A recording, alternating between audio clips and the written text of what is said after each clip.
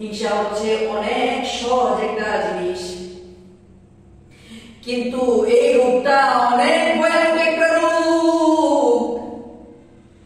মানুষ অজান্তে হিংসা করে, কিন্তু রূপটা অনেক বড়। একজন একটা কাজ করছে, কাজের জন্য আমরা হিংসা করে বসেছি। একটা মানুষ সফল হয়ে গেছে, ভিতর থেকে হিংসা চলে আসছে।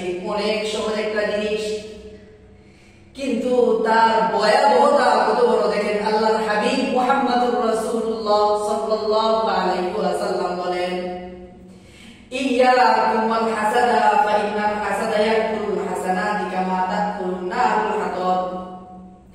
তোমরা হিংসা হইতে দূরে থাকো, কেননা হিংসা নেকিকে ধ্বংস করে দেয়।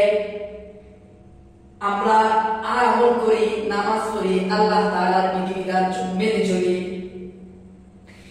কোন আমলটা আল্লাহ তাআলার নিকট কবুল হয়েছে আমরা জানি না, কোন নামাজটা আল্লাহ তাআলার নিকট কবুল হয়েছে আমরা কেউই জানি না। কিন্তু যদি আমাদের নামাজ, আমাদের আমল কবুল হয়, তাহলে আমরা নেকি পাবো।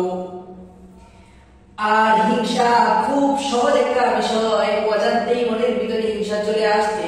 ওই যে আমল, যে নামাজ পড়ে যে সবটুকু কামাইছি, যে নেকিগুলো কামাইছি, তাহলে অজান্তেই সেই নেকিটা ধ্বংস হয়ে যায়। আল্লাহর হাবিব বলে, তোমরা হিংসা হইতে দূরে থাকো, কেননা হিংসা নেকিকে ধ্বংস করে দেয়। কেমন ভাবে ধ্বংস করে দেখেন, খুব সহজ ভাবে।